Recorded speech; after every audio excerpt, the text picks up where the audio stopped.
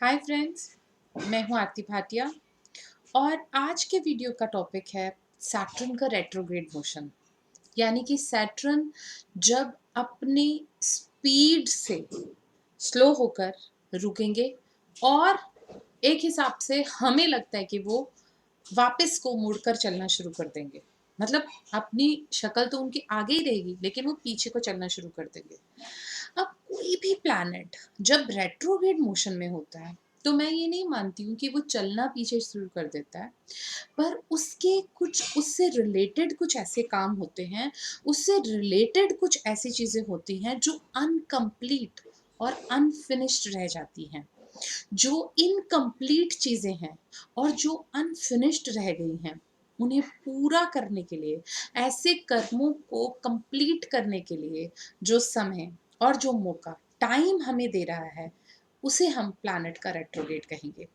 तो सैटर्न से रिलेटेड और इसका इम्पैक्ट क्या रहेगा आप पर, क्योंकि ये पूरा 23 मई से 10 अक्टूबर तक रहेगा। सैटर्न का इम्पैक्ट आप पर क्या रहेगा, चलिए देखते हैं।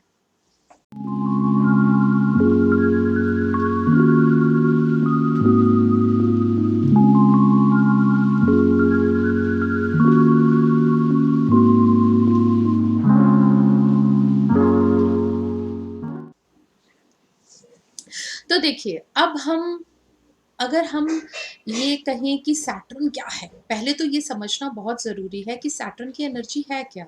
सैटर्न की एनर्जी है लिमिटेशंस की एनर्जी। सैटर्न की एनर्जी है कुछ फ़ियर तो नहीं मैं कह सकती, क्योंकि फ़ियर की एनर्जी तो राहु की एनर्जी है, पर सैटर्न हमें बहुत पेशेंस सिखाता है, बहुत वेट करना सिखाता है, बहुत तरह की डिफ़िकल्टीज़ और हार्डशिप से लड़ना सिखाता है।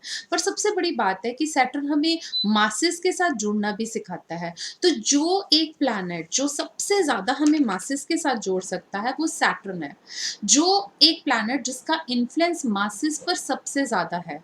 यानी कि सब आप सबकी हिस्ट्री देख लीजिए, कोई भी ऐसा व्यक्ति जो बहुत सारे लोगों पर अपना इन्फ्लुएंस रखता है, उसका सैटर्न का कुछ ना कुछ इम्पैक्ट उन पर ज़रूर रहेगा, या तो महादशा में या फिर किसी ऐसी पोजीशन में सैटर्न वहाँ पर उनकी कुंडली में प्लेस्ड हैं कि जिसकी वजह से वो कार्मिक है कि they are getting attached to Saturn, they are getting attached to a number of people. Saturn is for masses and Sun is for people who are at the top of the hierarchy, especially जो एक management level पर हैं लोग। सन उनके साथ आपको जल्दी से अटैच कर देता है। पर सैटर्न की खूबी है कि आपको मासेस से ना केवल फ़ायदा देगा, बट आपको मासेस के साथ अटैच करेगा। कभी-कभी मासेस के लिए आप ऐसा कोई काम कर सकते हैं, ऐसा कोई काम कर जाते हैं, जो कि कभी आपने खुद भी नहीं सोचा होगा कि उनकी उनकी अपलिफ्टमेंट के लिए या उनके भले के लिए या किसी के भी भले के लिए। इन शॉर्ट मैं आपको बताऊँ, सैटर्न आपकी एक एबिलिटी है कि आप कितना हार्ड वर्क कर सकते हैं।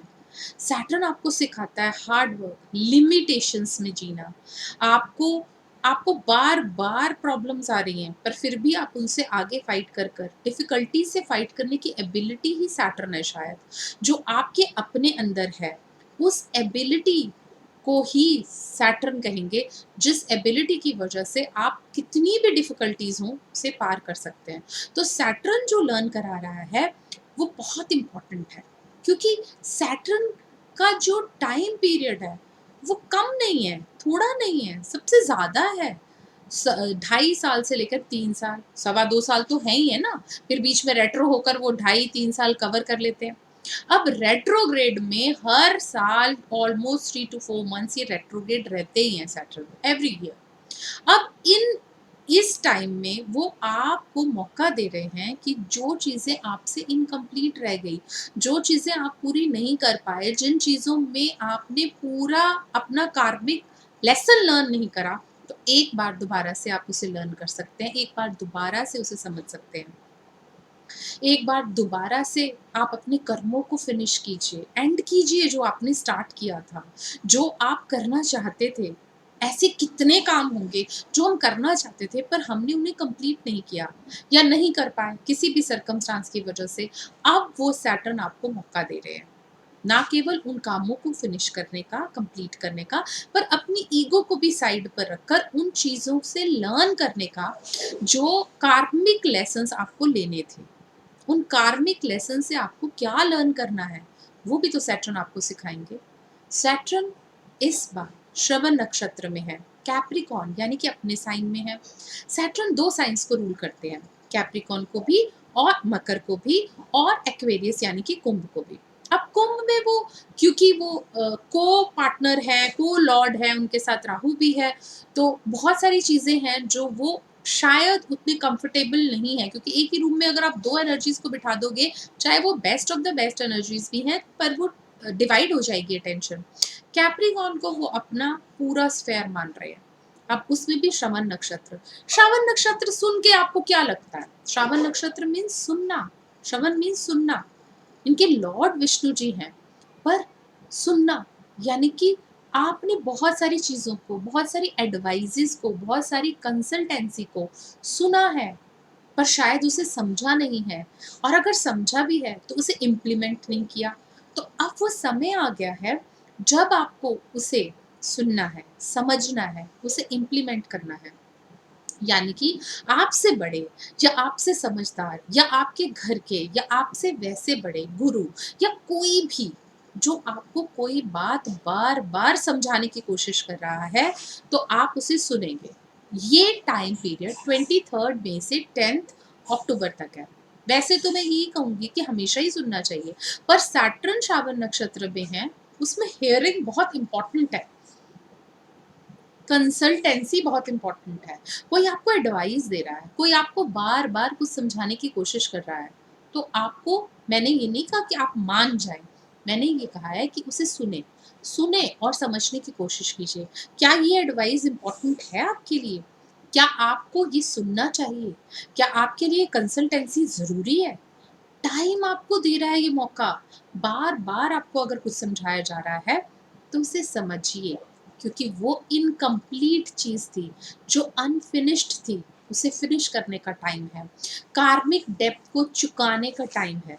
कभी-कभी रेट्रोग्रेड को बहुत लोग डिफ़िकल्ट भी कहते हैं, हालाँकि मैं ऐसे नहीं मानती हूँ। वो डिफ़िकल्ट इसलिए क्योंकि कार्मिक डेब्ट जो रह गए हैं, उन्हें कंप्लीट करना है। उनको आप किसी भी तरीके से कार्मिक थ्योरी में कर्म से नहीं बच सकते हैं। अगर आपको उसे कंप्लीट करना है, तो आपको ये पता होना चाहिए कि आपको कैसे करना है। यानी कि कुछ बातों को अबाइड बाय करना ही है। सैटर्न आपसे वो करवाएँगे, वो आपको समझाएँगे, वो आपको लेसन दे रहे हैं, जस्टिस का, नॉलेज का, हार्ड वर्क का। श्रावण नक्षत्र में सिर्फ सुनना नहीं है, नॉलेज और विज़डम को सुनना है। यानी कि एनलाइटमेंट के लिए भी, स्पिरिचुअल ग्रोथ के लिए भी बहुत अच्छा टाइम है। और स्पेशली जब भी कोई प्लैनेट रेट्रोग्रेड जाते हैं, तो उससे पहले उनकी स्पीड स्लो होगी, धीरे होंगे, फिर स्टॉप करेंगे, गंडांता में आएँगे। तो वो जो 4-5 डेज़ 23 मई से पहले के हैं, और अक्टूबर में भी जब वो दोबारा से अपनी रेट्रोग्रेड मोशन को चेंज करेंगे, 10th अक्टूबर से पहले के 5 डेज़, तो ये जो डेज़ हैं, जब सैटर्न एकदम स्टॉप करेंगे, तब वो एनर्जी ऐसी देंगे कि प्लैनेट आप पर फोकस्ड है, आप ही को देख रहा है, आपके गोल्स को देख रहा है। तो ये 5 डेज़ इतने इम्पोर्टेंट हैं कि अगर आप अपने किसी भी गोल को, स्पिरिचुअल गोल है या कोई भी गोल है, अगर आप किसी भी गोल को आप अपने सामने रखते हैं और उस पर फोकस्ड होते हैं, तो प्लैनेट की एनर्जी भी उस पर फोकस होगी, और अगर कहीं कोई कमी पहले रह गई थी, तो वो कंप्लीट हो जाएगी, यानी कि वो फिनिश हो जाएगा, वो काम आप कंप्लीट कर पाएँगे। आप अपनी फ़ील्ड में कोई भी चूज़न फ़ील्ड ले लीजिए, उसका गोल ले लीजिए, वो भी आप कर पाएँगे। अब जैसे कि मैं सैटर्न के लिए हमेशा से कहती आई हूँ कि सैटर्न आपको लिमिटेशंस देता है। वो सिखाता है कि रुक-रुक के कैसे काम होते हैं, वो सिखाता है कि अड़-अड़ के कैसे काम होते हैं, वो सिखाता है कि हार्ड वर्क कितना भी करने के बाद इमीडिएटली अगर रिज़ल्ट्स नहीं आते, तो आपको प्लान बी भी रखने हैं और आपको हताश नहीं होना है, दोबारा, दोबारा, दोबारा मेहनत करनी है। वो आपको अत की मेहनत करना सिखाता है। वो आपको इतना ज़्यादा हार्ड वर्क सिखा देता है कि आपको उसकी नेचर और आदत पड़ जाती है। आप उससे डरना बंद कर देते हैं। द मोमेंट आप अपने हार्ड वर्क से फ़ियर फैक्टर को निकाल देंगे और डरना बंद कर देंगे, और आपको हार्ड वर्क ज़्यादा नहीं लगेगा, you get used to that energy, you get used to that feeling, आपको वो तंग करना बंद कर देंगे। आपके कार्मिक डेप्थ उतर जाएँगे, फिर वो आपको न्यू लेसन्स देंगे, फिर वो आपके लिए जो गोल आप अपने लिए डिसाइड कर चुके हैं या कुछ बहुत ही बड़ा गोल, तो वो आपको वो प्रोवाइड करने में हेल्प करेंगे। वो गोल अगर मासेस की हेल्प से रिलेटेड या मासेस के भले से रिलेटेड है, तो it is just too good for him and too good for you also. अब देखिए, पेशेंस तो रखनी ही पड़ेगी, जहाँ सैटर्न है वहाँ पेशेंस के बगैर काम ही नहीं होगा। अब सैटर्न को अच्छा क्या लगता है? जस्टिस। बिना जस्टिस के वो कुछ नहीं करना चाहते, क्योंकि उन्हें सबसे ज़्यादा प्रिय है जस्टिस। वो किसी के साथ भी बुरा नहीं करना चाहते। जजमेंट ज़रूर दे रहे हैं क्योंकि जज है और आपके पास्ट कर्मों के जजमेंट दे रहे हैं, पर वो जस्टिस करेंगे। और अगर कोई सीख चुका है कोई चीज़ को या सीख रहा है, तो उसे तंग नहीं करेंगे। आपको सीखना है। तो ये वो टाइम है जब आपको अपने कार्मिक डेब्ट को उतारना है, कोई इनकम्प्लीट काम को फिनिश करना है, बहुत सारी चीज़ें हैं जिनके ऊपर ध्यान देना है, एडवाइस को सुनना है और समझना है। वो एडवाइस आपकी नॉलेज से रिलेटेड हो सकती है, आपकी किसी काम से रिलेटेड हो सकती है, आपकी जर्नल लाइफ से रिलेटेड हो सकती है, आपकी रिलेशनशिप से रिलेटेड हो सकती है, उस पर आपको ध्यान देना है। और पोजीशन का बहुत फ़र्क पड़ेगा। कहाँ पर आपकी बर्थ चार्ट में सैटर्न है, उस पोजीशन पर जो भी इम्पैक्ट है, वो आएगा। उस घर का क्या मीनिंग है, उस हाउस में क्या चीज़ है जो लर्न होती है, उसका इम्पैक्ट ज़रूर आइएगा, आएगा ही आएगा। और वो देखना बहुत ज़रूरी भी है। श्रवण नक्षत्र का मैंने आपको ऑलरेडी बता दिया, ये 140 डेज़ हैं, जो बहुत ही ज़्यादा लीडिंग डेज़ हैं, जिनके हम बहुत सारे लेसन्स भी सीख सकते हैं, क्योंकि सैटर्न हमें बहुत लेसन्स भी देंगे, नॉलेज भी देंगे, एक्नॉलेज करेंगे हमारे पिछले काम को भी, और पिछली जो चीज़ें हमारी इनकम्प्लीट रह गई हैं, उन्हें भी करेंगे पूरा। अच्छा देखिए, हम पुरानी चीज़ों को कैसे पूरा करते हैं? कोई भी चीज़ अगर हमसे रह गई है, तो हम कैसे पूरा करते हैं? सबसे पहले सैटर्न हमें थोड़ा-सा लोनली है और लोनलीनेस दे देते हैं। लोनलीनेस देंगे यानी कि थोड़ा-सा अलग कर देंगे। अब अलग करेंगे तो उससे क्या होगा? जब वो थोड़ा-सा सेपरेट करेंगे, तो आप इंट्रोस्पेक्ट करना शुरू करेंगे। अपनी बात को दोबारा से सोचना शुरू करेंगे, अपने दिल की आवाज़ सुनना शुरू करेंगे। जब आप इंट्रोस्पेक्ट करेंगे, जब आप उसे रिफ्लेक्ट करेंगे, तब आपको बहुत सारी चीज़ें खुद से ही समझ आने लग जाएँगी। जो चीज़ सुन चुके हैं, किसी से कंसल्ट कर चुके हैं, जिससे एडवाइस मिल चुकी है, और फिर जब दिल से सोचेंगे उस बात को, तो अपने आप ही वो बातें समझ आने लग जाएँगी। जो रिलेशनशिप से कंसर्न्ड हो, आपके अपने गोल से कंसर्न्ड हो, तो थोड़ा-सा ये ध्यान रखना है कि अपने जो प्लेस है, उसकी स्ट्रेंथ को नोट डाउन करते हुए इंट्रोस्पेक्ट तो आपको करना ही है। सुनना ही है लोगों की एडवाइस, सुनना ही है बड़ों की एडवाइस। चलिए देखते हैं कि ये सब राशियों पर और सब असेंडेंट्स पर क्या असर कर रहा है। जैसे कि मैं हमेशा से कहती आई हूँ कि जो भी असेंडेंट है आपके और जो भी आपकी राशि है, आप देख सकते हैं अपने लिए दोनों को, असेंडेंट को भी और राशि को भी, क्योंकि राशि आपका कॉन्शियस माइंड है, आपका मन है, जो आप अंदर से फ़ील कर रहे हैं, जो आपके इनसाइड आपको फ़ील हो रहा है, वो राशि है। और असेंडेंट जो एपरेंटली सामने दिख रहा है, वो सब असेंडेंट से होगा। और इसके साथ-साथ मैं आपको एक रिक्वेस्ट ज़रूर करूँगी कि आप प्लीज़ मेरे वीडियोज़ को लाइक, शेयर एंड सब्सक्राइब ज़रूर कीजिएगा फ्रेंड्स, ज़रूर। चलिए, अब हम एरीज़ से बात करते हैं। अगर एरीज़ की हम बात करें, तो सैटर्न जो है वो आपके मेष के लिए सैटर्न अपने ही घर में 10th हाउस में है, और ये हाउस अगर कैरियर से रिलेटेड है, तो आप ये सोचिए कि आपको अपने कैरियर से रिलेटेड कुछ दोबारा से सोचना है, कुछ ऐसा जो छूट गया है, कुछ ऐसा जो इनकम्प्लीट है, जो आप शुरू से करना चाहते हैं पर उस बात पर, उस एनर्जी पर नहीं आ पा रहे हैं, तो वो एनर्जी आपको देने का ये 5 मंथ्स है। अगर कुछ सीखना चाहते हैं, कुछ लर्न करना चाहते हैं अपने काम से रिलेटेड, न्यू काम से रिलेटेड, तो वो ज़रूर कीजिए। वो सीखिए, वो लर्न कीजिए, वो समझने की कोशिश कीजिए, वो ज़रूर होगा, ऐसा कुछ नहीं है कि जो नहीं होगा। और ज़्यादा मुश्किल है कम्युनिकेशन, तो कम्युनिकेशन को बहुत अच्छे से रखिएगा। अगर आप डील कर रहे हैं कोई स्पेशली कोई, अगर आप गवर्नमेंट से डील कर रहे हैं, तो थोड़ा केयरफुल होने की ज़रूरत है। हेल्थ वाइज भी आपको थोड़ा केयरफुल होने की ज़रूरत है। देखिए इसकी दृष्टि भी पड़ती है ना, अगर हम इसकी दृष्टि देखें तो थर्ड दृष्टि इसकी केतु पर पड़ रही है जो कि 8th हाउस में है, तो कहीं कुछ टेंशन्स दे सकता है आपको। घर परिवार में कुछ चेंजेस दे सकता है आपके लिए, और इन जनरल भी आपको कुछ न कुछ नई चीज़ सिखाएगा। तो हेल्थ से रिलेटेड मैं आपको ज़रूर कहूँगी कि कुछ न कुछ चेंजेस आ सकते हैं, जो हेल्थ से रिलेटेड आपको इस मंथ तो मई तो एटलीस्ट पूरा ही, क्योंकि मई एंड जून ये 19 डिग्रीज़ पर है, एक ही जगह पर ऑलमोस्ट 19 डिग्रीज़ पर है, तो बहुत स्लो चल रहे हैं, बहुत स्लो, रेट्रोग्रेड में भी बहुत स्लो चल रहे हैं।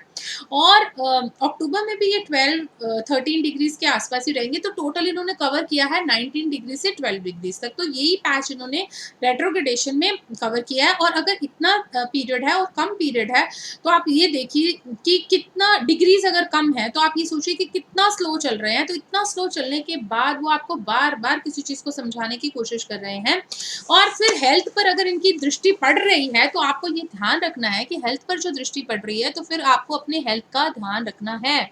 उसके लिए हम कोई भी चीज़ इग्नोर नहीं कर सकते हैं, उसका आपको ध्यान रखना ही पड़ेगा। तो हेल्थ के लिए आपको बहुत केयरफुल रहना है, और उसके लिए एडवाइसेस भी सुननी है। मैं आपको कुछ डराना नहीं चाहती हूँ, हो सकता है कि आपको हेल्थ के लिए ऐसे कॉन्शियस रहना है कि अपनी टेक केयर करनी है, नॉर्मल टेक केयर कीजिए। वो जो बातें आप अवॉइड करते हैं, जो बातें आप नहीं बहुत ज़्यादा काम कर रहे हैं, बहुत ज़्यादा मेहनत कर रहे हैं, और बिल्कुल भी नहीं आपको लगता कि मैं बहुत ज़्यादा इसमें किसी भी चीज़ में मैं करूँ, मतलब जैसे रेस्ट करूँ, तो आपको रेस्ट करना है। अगर बहुत ज़्यादा काम कर रहे हैं तो रेस्ट कीजिए, थोड़ा ध्यान रखिए। टॉरस के लिए ज़रूर कहूँगी कि आपके लिए 9th हाउस में सैटर्न है। सैटर्न 9th हाउस में अगर रेट्रोग्रेडेशन में जा रहे हैं, तो 9th हाउस लंबी दूरी की यात्रा है।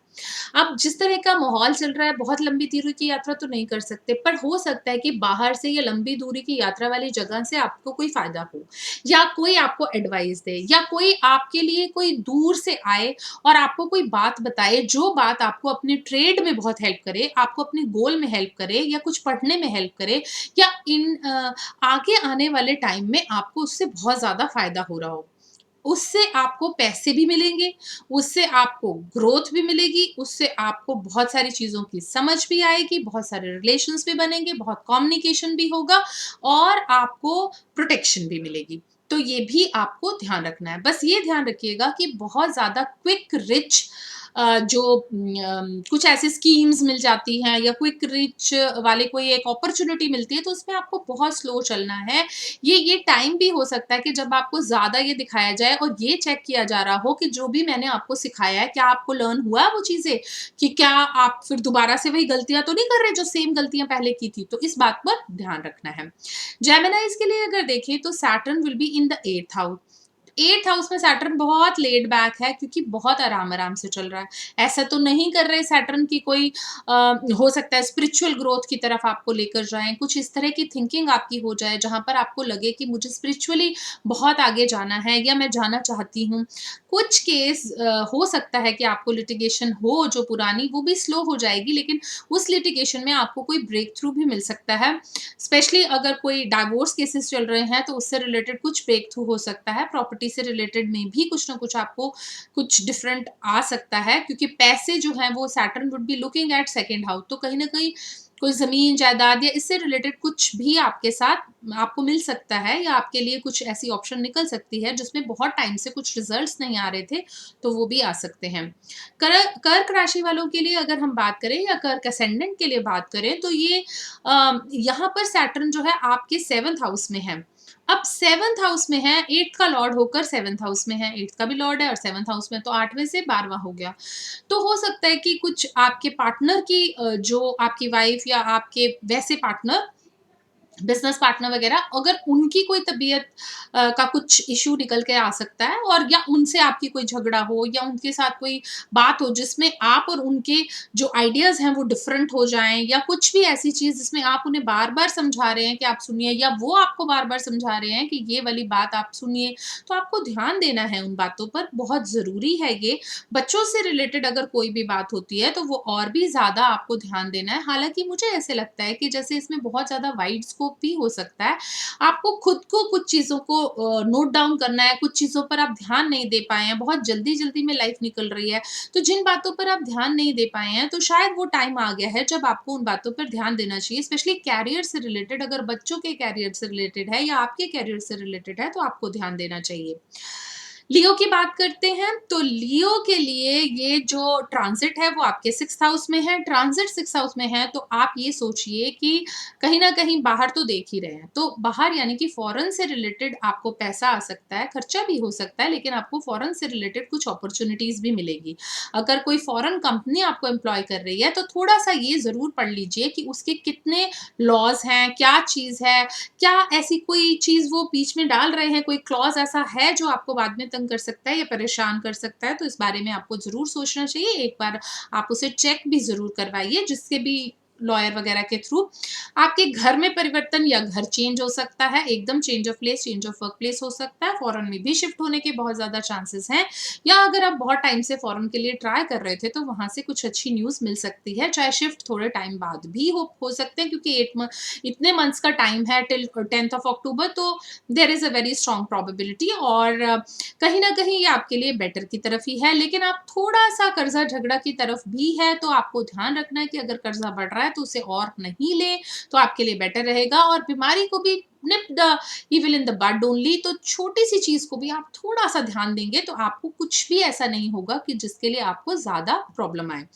वर्गो यानी कि कन्या राशि वालों के लिए अगर देखें, तो जो सैटर्न है वो आपके 5th हाउस में है।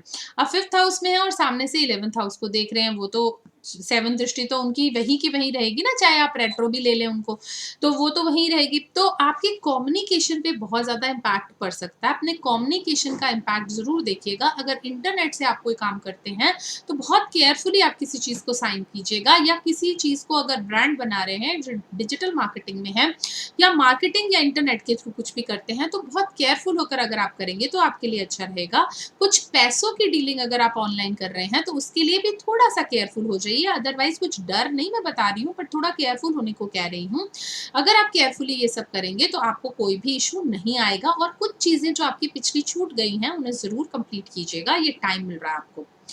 लिब्रा यानी कि तुला राशि वालों के लिए ये ट्रांज़िट जो है आपके 4th हाउस में है, तो यहाँ 4th हाउस में कोई ना कोई चेंज डिमांड होगा, और आपको थोड़ा केयरफुल रहना है 1 जुलाई के आस-पास। वैसे तो हम सबको ही केयरफुल रहना है, क्योंकि जब मार्स जब आएँगे, बिल्कुल ही सामने आ जाएँगे, तो वो एक हिसाब से पूरी एनर्जी जो है मार्स की और सैटर्न की एक-दूसरे के अगेंस्ट एनर्जी है, और वो एक-दूसरे के अगेंस्ट जब जाएगी या सामने एक-दूसरे के आती है, तो उसका कहीं न कहीं इम्पैक्ट तो ज़रूर आएगा। देखिए, वो जो इम्पैक्ट है, वो सहना है अगर, तो हमें ध्यान रखना पड़ेगा कुछ चीज़ों का, कि आपको मुँह से कुछ भी फालतू नहीं बोलना, सुनने पे ज़्यादा ध्यान देना है, जो एडवाइस मिल रही है उस पर ज़्यादा ध्यान देना है, रिएक्ट ज़्यादा नहीं करना है।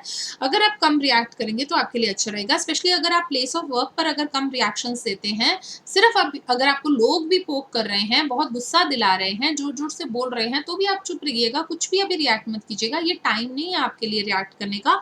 अगर आप इसे कम करते हैं, तो आपके लिए बहुत अच्छा रहेगा, स्पेशली फाइनेंशियली आपके लिए इसके लिए बहुत ही अच्छा रहेगा, अगर आप चुप रहेंगे, अगर अपने आप को कंट्रोल करेंगे। आप अपनी वाइफ़ के कंसर्न में या पार्टनर के कंसर्न में भी अगर कुछ बोलना चाहते हैं, तो वो भी बहुत आराम से सोच-विचार कर बोलिएगा। स्कॉर्पियो यानी कि वृश्चिक राशि वालों के लिए सैटर्न 3rd हाउस में है। 3rd हाउस कम्युनिकेशन का हाउस है, तो कम्युनिकेशन को बहुत ही ध्यान से करना है। और साथ में आपको अपने आप पर ध्यान रखना है। अब अपने आप पर कैसे ध्यान रखना है?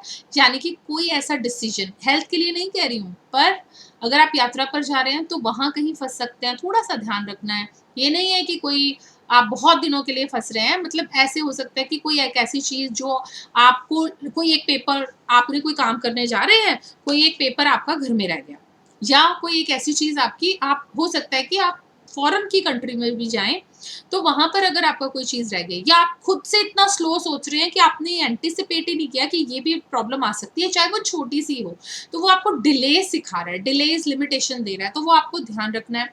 जिसमें आपको अपने बारे में ज़्यादा सोचना है, लोगों के बारे में कम सोचना है। जितना अपने बारे में सोचेंगे और जितना अपने बारे में प्लान करेंगे, वो आपके लिए बेटर रहेगा।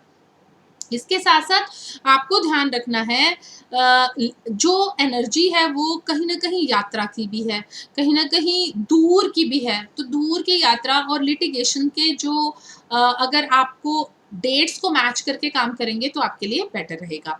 सैजिटेरियस के लिए ये एनर्जी जो है वो सेकंड हाउस में है। सैटर्न की रेट्रोगेट एनर्जी सेकंड हाउस में है, जहां पर पक्के तरीके की प्रॉपर्टी है आपकी। कोई कैश इन हैंड तो नहीं मैं बात बोलूंगी, लेकिन है तो धन भाव ना। तो धन भाव में सैटर्न अगर है तो कहीं ना कहीं से पैसे तो ऐसे नहीं है कि नहीं दिलाएंगे, पर वो खर्चा करा सकते हैं। हो सकता है कि आपका अनलिमिटेड खर्चा हो रहा हो, पर किसी की शादी हो घर में तो उसमें खर्चा हो जाए। तो हम इसे प्रोडक्टिव भी कह सकते हैं कि कंस्ट्रक्शन हो रही है किसी चीज़ की जिसमें ज़्यादा खर्चा हो गया, या जितनी कमाई आजकल नहीं हो रही उस हिसाब से खर्चा हो गया। तो वो थोड़ा 4-5 महीने की ये बात है, थोड़ा सा आपको इस बात पर सोचना है। और कुछ आपने ऐसे सोच रखा है कि मैंने इस चीज़ में इन्वेस्ट करना है, तो उस चीज़ में इन्वेस्ट हो जाए, हालाँकि वो आपके लिए बेटर हो फ्यूचर के लिए, बट वो इन्वेस्टमेंट हो जाए, पर आपके लिए एक बारी तो खर्चा हो जाएगा ना। और अगर फॉरेन से रिलेटेड कोई भी इश्यूज़ हैं, यानी कि पीआर से रिलेटेड कोई इश्यूज़ हैं, तो वो भी आपके सॉल्व होंगे। हो सकता है कि उसमें आपका खर्चा थोड़ा हो जाए, तो ये आपको केयरफुल रहना है। कैप्रिको पढ़ाई से रिलेटेड भी खर्चा हो सकता है। कैप्रिकॉर्न यानी कि मकर वालों के लिए देखिए आपके बिल्कुल लगन में है, तो कुछ हार्डशिप्स, लिमिटेशंस तो देगी, जजमेंट्स भी होंगी। कुछ ऐसी ऐसे हार्ड वर्क आपको सिखाया जाएगा जो पहले इनकम्प्लीट रह गया था। कुछ ऐसी चीज़ें अगर आप पहले बहुत अच्छे से सीख चुके हैं उन चीज़ों को, तो सिर्फ़ एक टेस्ट होगा। अब उस टेस्ट को यानी कि उस लेसन को अगर आप लर्न कर चुके हैं, तो वो टेस्ट आप बहुत अच्छे से कंप्लीट कर पाएँगे। और इसमें कोई ज़्यादा मुझे नहीं लगता कि ऐसा आप नहीं करेंगे, मुझे ऐसा लगता है कि आप कर पाएँगे, हम सभी कर पाएँगे, क्योंकि ये एक हिसाब से टेस्टिंग टाइम तो है ही है। अगर अब इसको देखें तो घर परिवार में कुछ चेंज जो शायद आपको अच्छा ना लगे, पर वो लॉन्ग टर्म के लिए बहुत अच्छा हो और वो आपके लिए बहुत अच्छा रहे।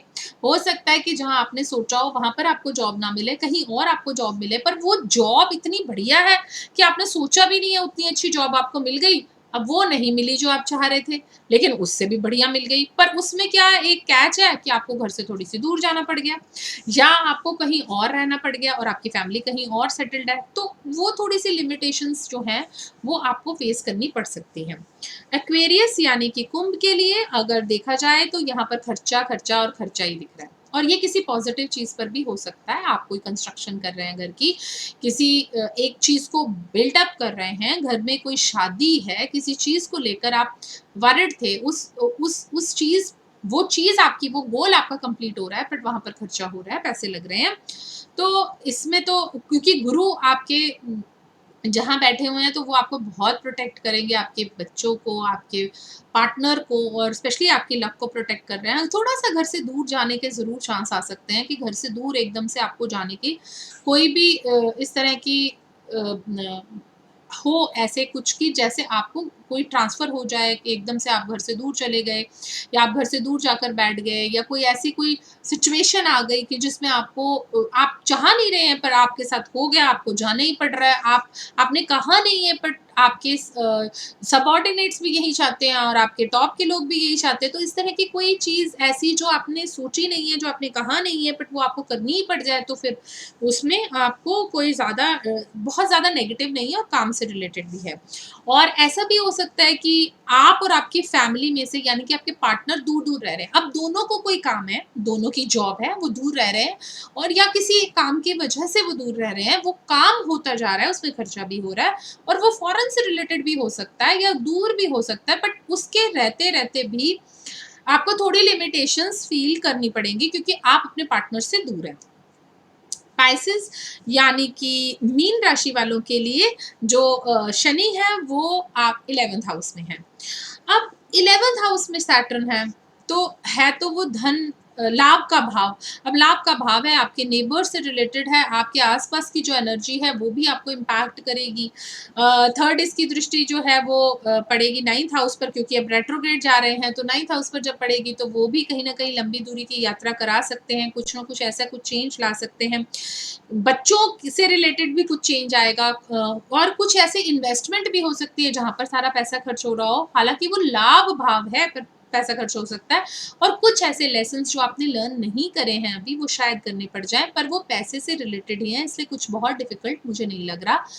आप सबको मैं ज़रूर ये कहूँगी, क्योंकि जिस तरह का टाइम चल रहा है, जिस तरह हम आस-पास बहुत सारी चीज़ें आजकल सुन रहे हैं, तो हमें नेगेटिव नहीं होना है, हमें अपने ईश्वर पर और अपने प्रभु पर विश्वास रखना है। अपने ईश्वर पर जहाँ जो भी बैठा है, वो सिर्फ़ घर में अभी बैठे, और जो भी अपने ईश्वर हैं, जिसको भी वो मानते हैं, उन पर एक टोटल फ़ेथ रखें। ठाकुर जी की कृपा से सब ठीक होगा, सब बेटर होगा। जो राम पूरी दुनिया को चला रहे हैं, वो राम, जो ईश्वर, जो एक यूनिवर्सल तत्व है, जो भी एक यूनिवर्सल कॉन्शियसनेस है, जो भी जिसमें भी आप बिलीव करते हैं, जिस भी धर्म के हैं, आप प्लीज़ फ़ेथ रखिए, ह्यूमैनिटी पर फ़ेथ रखिए। हम सब अपने डॉक्टर्स पर, फ्रंट लाइन वर्कर्स पर, अपने पुलिसमैन पर, अपने नर्सेज़ पर, अपने लोगों पर फ़ेथ रखिए, और ईश्वर की कृपा से ज़रूर ये जो एटमॉस्फेयर है उसमें बदलाव आएगा, चीज़ें बेटर होंगी। ठाकुर जी की कृपा से हम सब इसमें से पार होंगे, और बहुत अच्छे से होंगे, और हमारा प्रभु हमारी रक्षा करेंगे। एंड फ्रेंड्स, प्लीज़ मेरे वीडियोज़ को लाइक, शेयर एंड सब्सक्राइब करना मत भूलिएगा। Thank you so much friends.